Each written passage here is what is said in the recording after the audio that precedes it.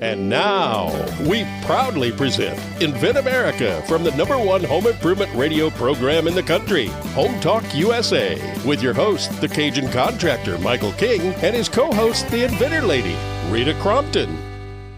Hello, everybody. Thank you for joining us for this segment of Invent America, because Americans invent. Always have, always will. We make our statement in the marketplace. So if you're out there and you are an inventor, join us. If you've got questions, the Inventors Roundtable is kind of like our call-in version of Invent America. And if you need a service provider, call me. We have got great vetted service providers that are going to help you get through that next phase of the process. My first guest today is Don Skaggs. He is joining me for this segment. One of the big challenges for inventors is getting it out there. And, I think about this all the time. Inventors complain about, how much it's going to cost to file the patent. In the scheme of things, that's probably the least expensive of all the steps. And the next big one is the manufacturing. But holy cow, getting it out there, doing the marketing. If the consumer doesn't know you're there, they can't buy the product, right? So, Don, thank you so much for joining us. And thank you, Rita. I really, really appreciate being on again. we love having you because, you've got a perspective as an inventor, but then also this perspective of working with lots of inventors as president and, kind of the managing voice of the Kentucky Inventor Group. You've seen a lot. Chief cook and bottle washer. There you go. So first of all, give a plug for the Kentucky Fair that's coming up. Oh, absolutely. We have the Innovation Station, and that's going to be at the Kentucky State Fair. And this is going to be a very different kind of experience for a lot of inventors and entrepreneurs. If you have inventory, if you have product to sell, then you want to go to our website, kyinventors.org, and click on the link and sign up. You can learn all about it and fill out an application. We're going to have inventors and entrepreneurs in our booth with the ability to sell product. There's almost 350,000 people walking through the Kentucky State Fair this year, it's estimated, and we want you to get part of that. So check us out for that. Well, and, for a lot of inventors, they don't know, they'll make mistakes on marketing techniques. They might hire the bad company. Right. We look at that eye contact as being critical. During Absolutely. COVID, nobody put pandemic in their 2020 business plan. Yeah. But we learned a lot. All right. We did. We learned that those virtual things are just not nearly as good as being there eye to eye, shaking somebody's hand and letting them test your product. And when we did this 2 years ago, I had folks walk away and say, I learned more about who my customer was in the last 3 days than I have the entire time I've been doing this. And you're absolutely right, Rita. It makes all the difference in the world. It's that face-to-face contact. You see if their eyes are lighting up, are they getting bored, and you catch all those things in real time. You do. And we're getting ready for, starting to prepare for ASD Market Week in March of 2025. God, I can't believe we're actually talking 2025 already. It seems like, 2020 business plan was pandemic, and 2025 is, out there guns blazing and no holding back. So absolutely, for inventors who've got, prototypes, sexy prototypes, inventory, ASD Market Week is a good option because it is now one of the largest consumer shows. It's in Las Vegas. Wow. And anybody with any kind of product can go and show and find buyers. And last year when we went, there were inventors that told us the same thing that your guys told you. That was the best show they'd ever been to. Yep. And, that's the real deal, Rita. It is. And being at a place where inventors can sell and get feedback is critical. It is. It absolutely is. So, today we're talking about how important it is for an inventor to have some, not junky giveaways. Don't give away a pen with your name on it, but samples of the product. Yes. And sometimes you can do that. Sometimes you can't. If you're making the equivalent of cars, then you really can't give out samples. It's Really? or something that's somewhat expensive. They might say, "Well, I want to try one first." Well, sure, and then they kind of walk away and think, "Well, gee, I just got a free something, and I'll never be back again." So you have to be really, really careful. We used to have a consumable product, and they came 50 to a pack, and we would make single packs, and we would give out these single packs, and that was cost effective. It cost very little for us to do that. It was basically, one small representative product in a plastic bag with a label, and you know what? When they tried it, then they'd used it up, and they were actually hungry for more, and that was a really, really big driver. So I think a lot of it has to do with the type of product you have and the cost. But I agree. We had a gentleman that did a brand new full size functioning tractor years ago, and he wasn't going to be making, samples. no. And so, yeah, it certainly does make a difference on, the cost, the size, the different types of products do better as samples than others, for sure. Right, right. Technology has a lot to do with, what goes into any given sample. But, one of the things that we've learned, certainly it shows that we don't put samples out on the table. We pick and choose Yes, who we give them to. absolutely. So how do you, Absolutely. what suggestions do you have for the inventors out there on how do they manage this? What do they look at? Do they have any measurements that, not in size necessarily, but in scope of possibilities that you can give them advice on? Yeah, well, I think you've kind of hit on it. Is don't just have them out there for everybody to grab, because there's some people that they're like at the Sam's Club or the Costco, and they're just trying to go buy all the sample ladies and just get one of everything, and they don't even care what it is. They just want one of everything, and a lot of those will, at a trade show or something, they'll end up in a bag in a corner of the office, and they'll never see the light of day again. So you don't want that. So I think you just hit on it. Is you've got to kind of evaluate. You got to qualify these folks that's coming by. Do they really look like they just are coming by to grab whatever it is you have, and they really have no interest in what it is? Or do they truly have an interest? Are they asking questions? Is there a spark of interest when you're telling them about it? Does it look like it's really filling a need? Is it solving a problem for them? Or are they just a lucky loop? A Yeah. looky loop. And I always tell inventors, get out there and pay attention to who's walking by and ask questions. If, say what brings you to the show? Well, Mhm. my spouse is the owner of a store. Then there may not be the best one to give a sample to. But if you Right. say, I'm a store owner, okay, now that's a whole different category. And Absolutely. so, I'm a supplier for. And now they may be a supplier for a baby company and you've got a new tool. So again, you kind of, pick and choose what makes the most sense for you specifically and your product. Absolutely. Absolutely.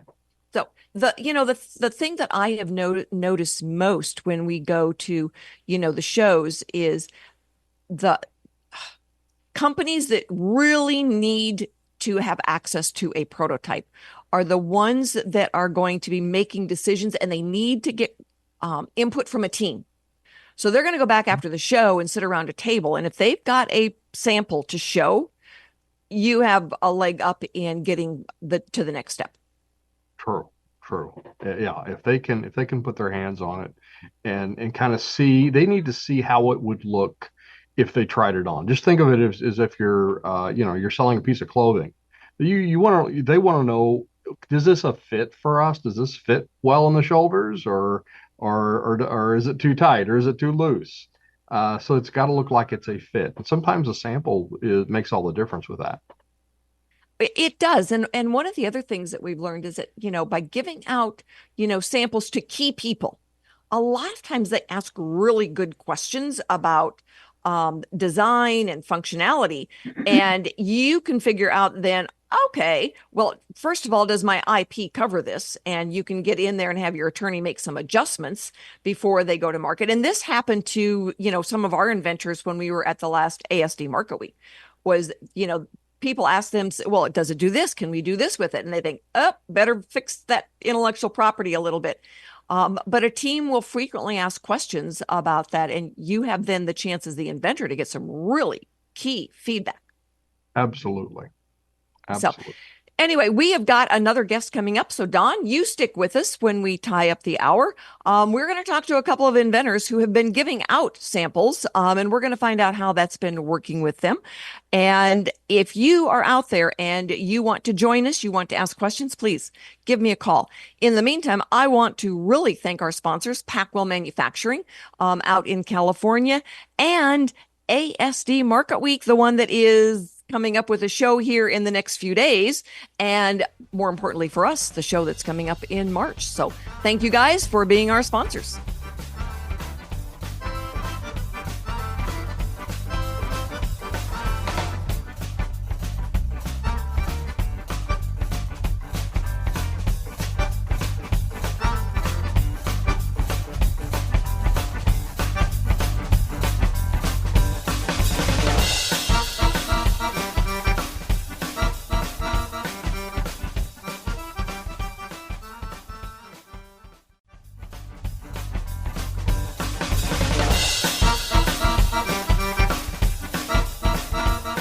Hello, America, and thank you so much for sticking with us as we go through the inventors looking at how they tell their story to America. Because obviously, if we can't tell you there's a new product out there, you don't know where to go to find it.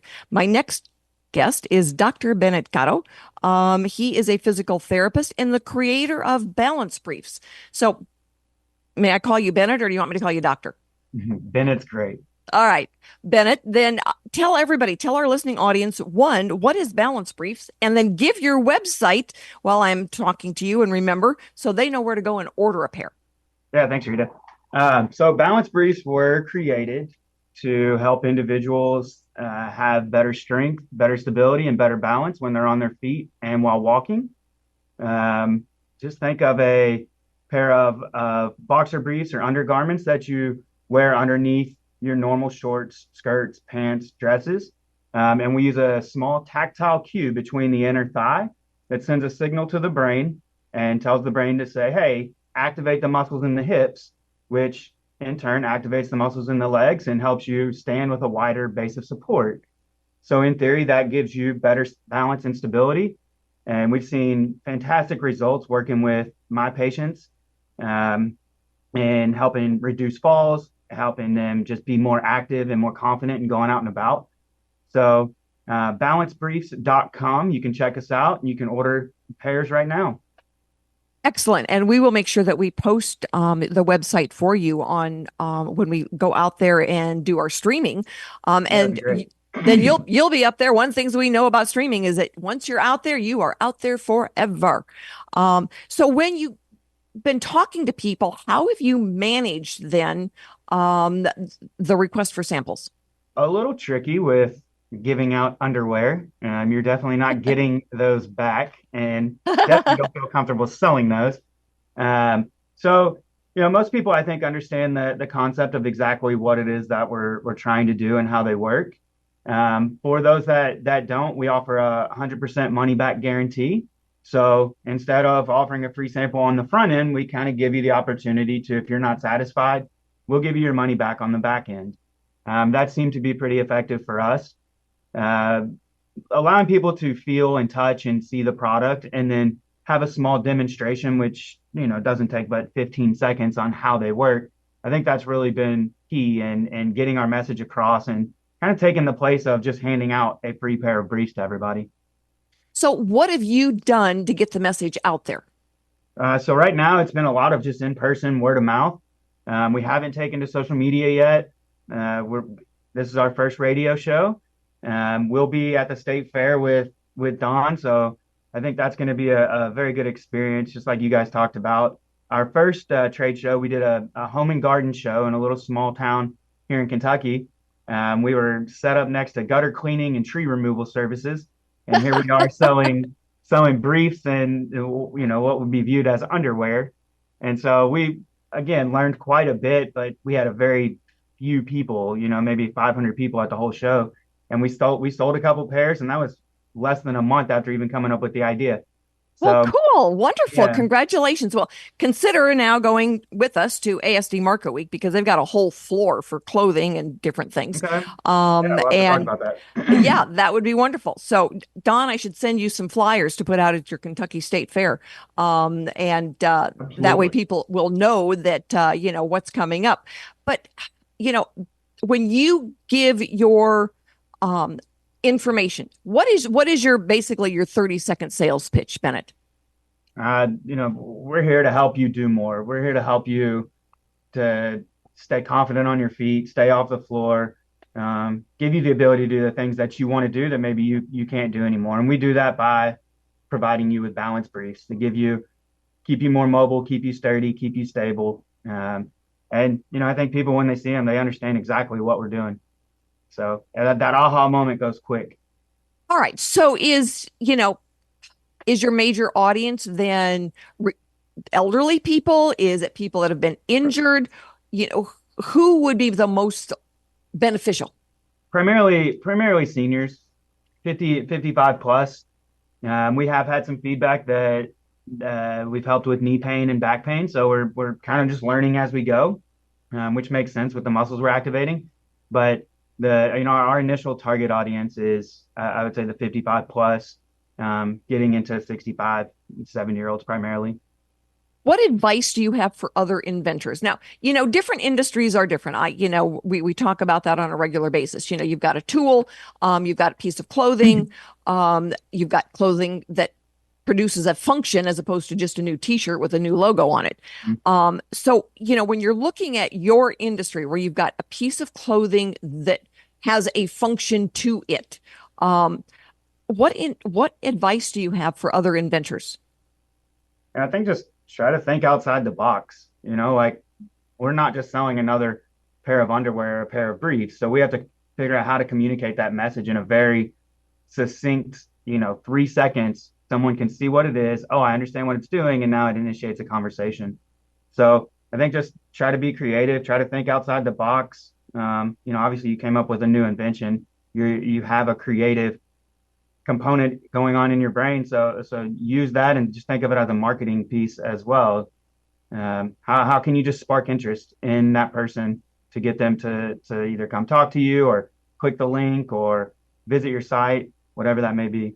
Well, I think that you hit on it when you said it's got to be very succinct. That first 5 seconds is critical. And what you say to a potential buyer or a store owner. So are you looking to get into stores and be able to do wholesales? Yeah, so our next steps are primarily, state fair, get a lot of feedback, and then tweak our designs accordingly, and then really be more of an e-com brand initially. Our goal down the road is to get into hospitals and nursing homes where we can help reduce falls in those entities that have very high significant costs. So yeah, that's I think where we're headed. Hopefully we can have a smooth path to get there. Well, the one advantage that you have, at least that I've seen so far, is that you are able to manufacture some. So you're able to do then the sales. And for a lot of inventors, that's kind of where they end up getting stopped. Yep. Yeah, we got lucky there. We're able to produce basically in-house. So I think we can service any of our online orders that way. And then as we get into some of these bigger facilities, then it'll take some heavier manufacturing. Excellent. All right. Give everyone the website again. Balancebriefs.com. Come on over and check us out. So we will get that posted, and then I will get in touch with you. We'll do some videos so that you can actually show some of the samples. Yeah. People like to see what's going on, and they actually like to see your face as well, because then they know that you are real. So America, stick with us. We have got another inventor coming up that's got a very different industry product, and he's excited to share. Stick with us.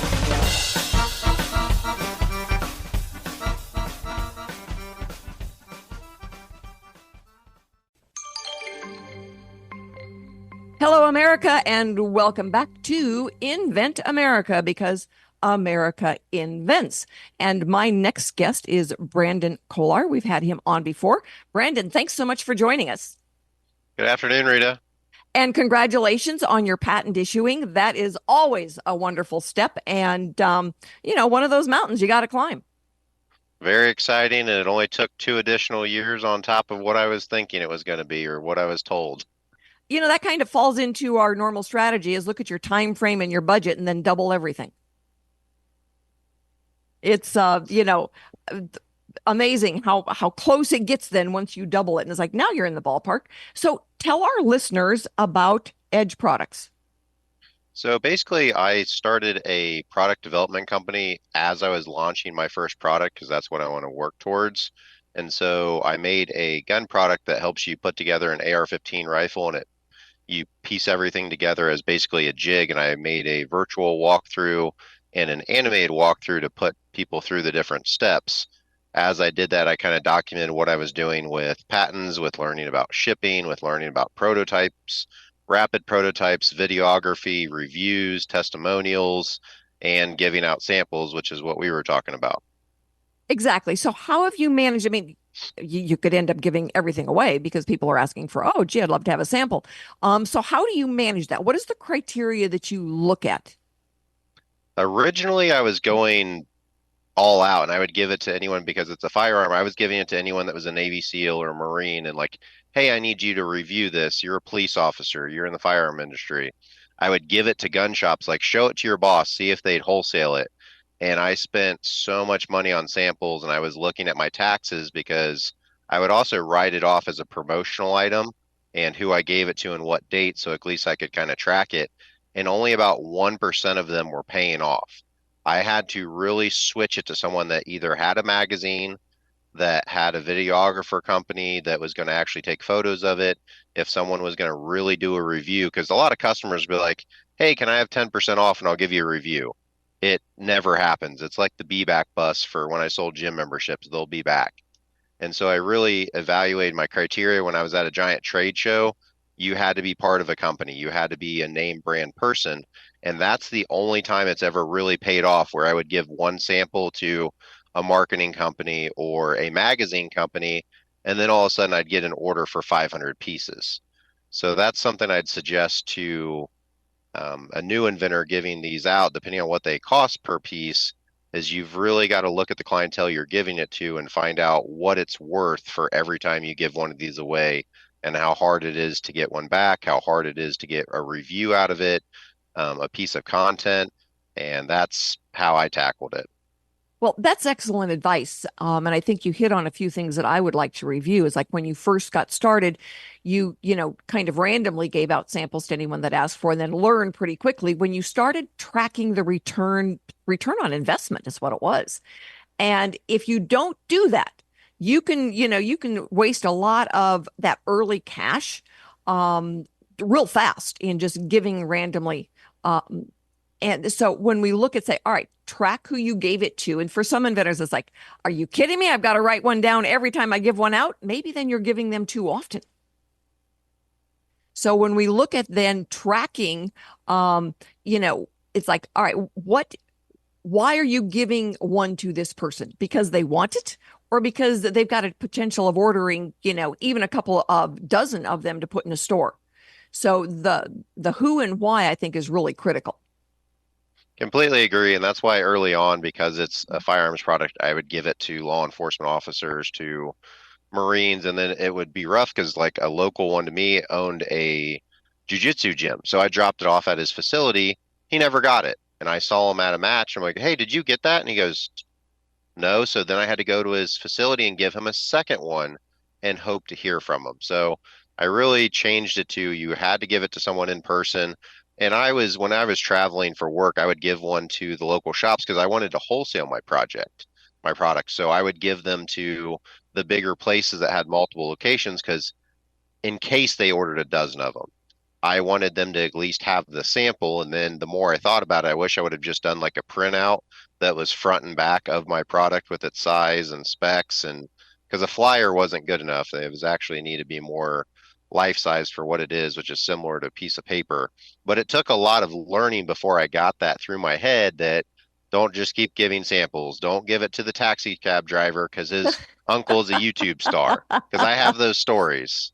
I am sure you do. You live and learn, but sometimes the learning can be really expensive. And, I always tell inventors, it's not like you've got, endless money to throw at marketing. And by the time inventors get to the point of marketing, a lot of times the cash is running low.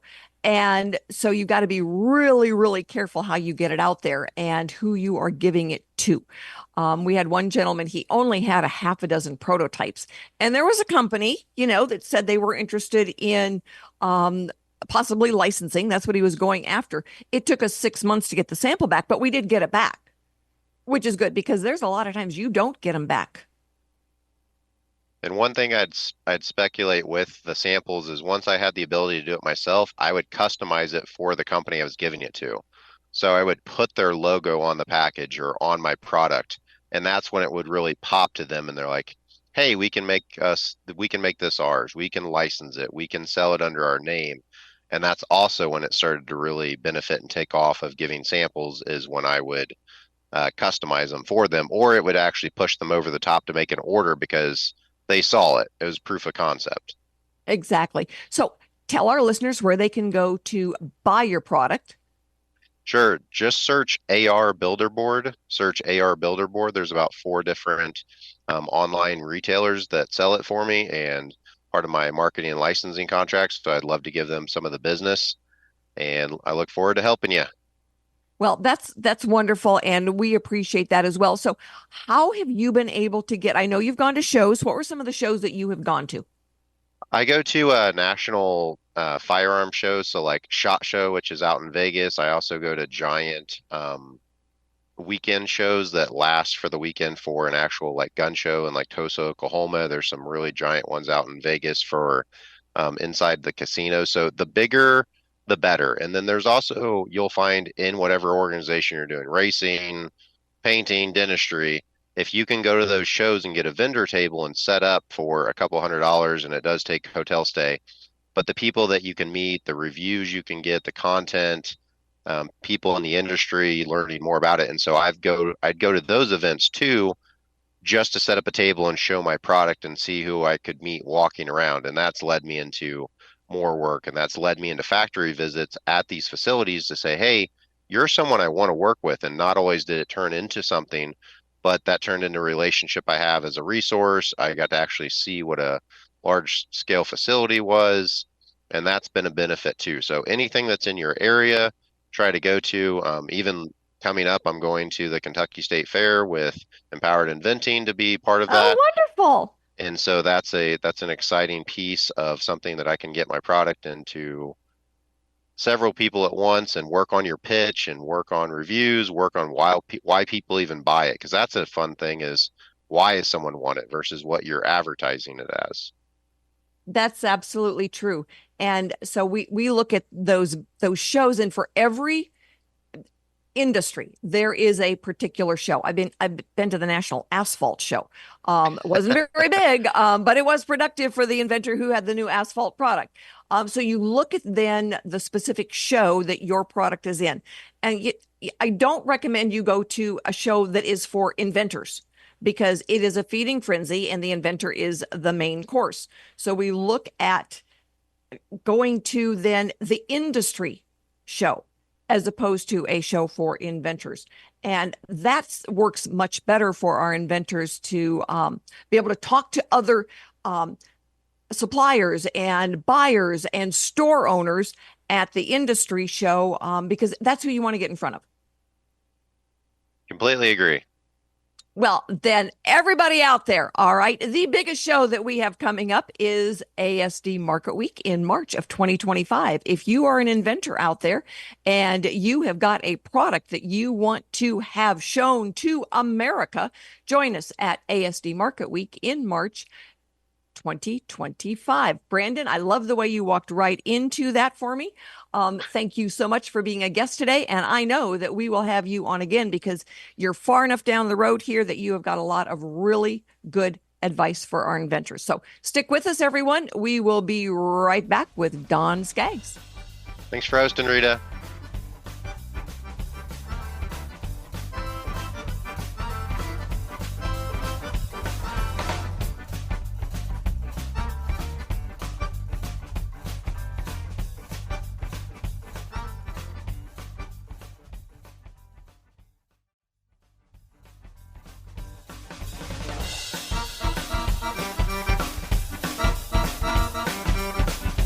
Hey, everybody, thanks so much for being with us. And we want to give a shout out to Kicker Product Designs and how they are able to help inventors get through this phase of getting the right prototypes out there. So if you are an inventor and you need some help, Kicker Designs, Noah Addison is the CEO.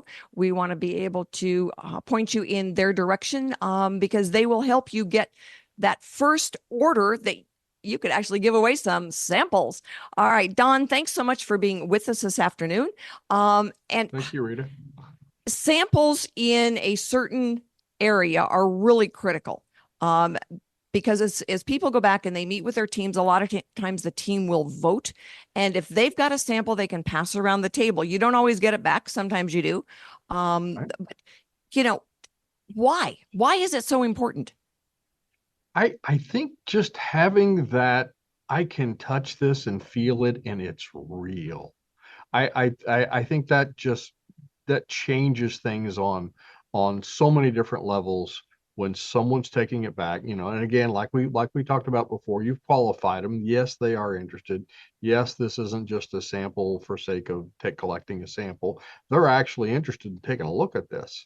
And if they're taking that back and they're taking a look at it, they can walk in and just talk about it, or they could walk in and just, show a flyer or some type of piece of literature, but it's not the same as actually being able to touch it. If you can look at the functionality of it, oh, I see it does this way.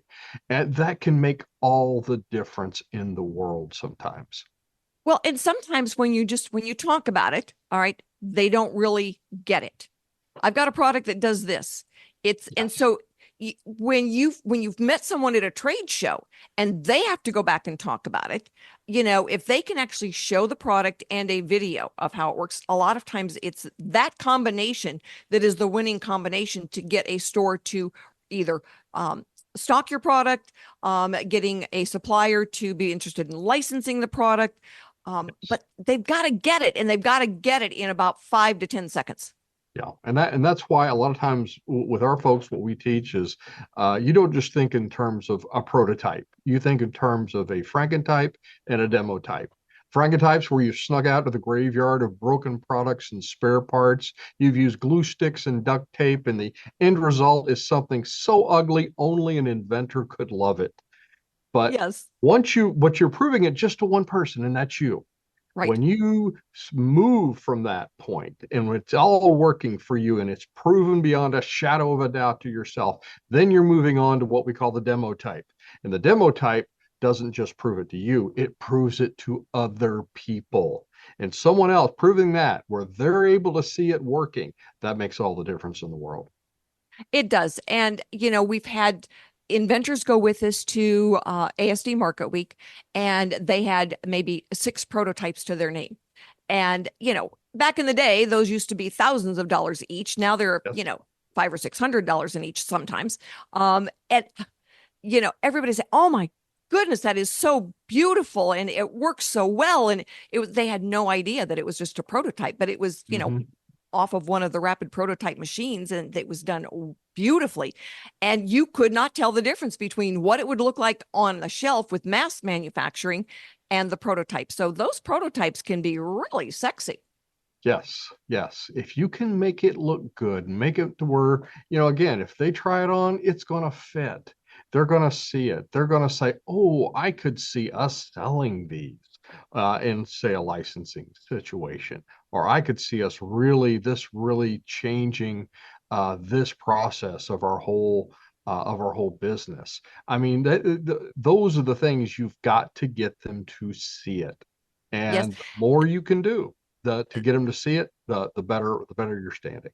So there is nothing more fun than being at a show when a potential buyer walks up and picks up a product, and you can start to see their eyes get excited and, kind of animated, and they start turning it around and looking at it and everything. And they're thinking, okay, we could do this. And, a lot of times they say, well, how much is the product? Well, for an inventor who wants to license it, they haven't really gotten to the manufacturing costs yet. And the cool thing is that when they license it, the licensee is going to do all of that. You can tell when the difference between a licensee and a buyer. because licensee, they're already factoring in that potential cost in their head because they know they're going to be doing it. Whereas a buyer, they're going to ask the question. Then, it's up to the inventor to be able to say, okay, this is what my wholesale price is. Yes. And that's a good way to vet those two types of people, because when they walk up to you, sometimes you don't know, or you don't know what direction they're coming from. And being able to just discern that early on is going to really help you in the whole pitch and because you're only going to get a certain amount of minutes with this person, and learning as fast as you can on your feet, and then diverting your pitch to, oh, well, this is a really good licensing deal for you, or, oh, this is a really good product for you to buy. That makes a huge difference. I always tell inventors, I say, your first shot at it is 15 seconds. You've got to be able to get all the information out there. What problem did you solve? How did you solve it? Did you use a registered patent attorney? And can we make it at a price the consumer will pay? If the answers to those questions are correct, then your next interview is going to be 15 minutes. But when they start, oh, I did it when I was having this problem. And no, focus. Got to get the, what problem did you solve out there first before you get to go into your life story. Absolutely. It's really more of an escalator pitch than an elevator pitch, isn't it, Rita? It is for sure. Don, thanks so much for being with us today. Everyone, we are going to wrap up this hour of Invent America. Be back with us again next week when we are going to have another wonderful topic and inventors who've been there, done that, and are ready for you, America, to go out and look for their product. So stick with us now. We are going to be coming up with Made in America with Greg Owens and his guests.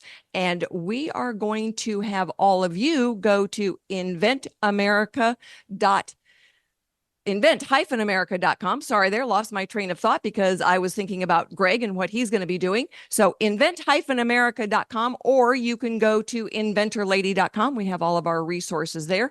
If you are going to be anywhere in the vicinity of Kentucky and you've got a product, I've got Don's info, and you can get your product out there for everyone to see coming up in a few days, right, Don?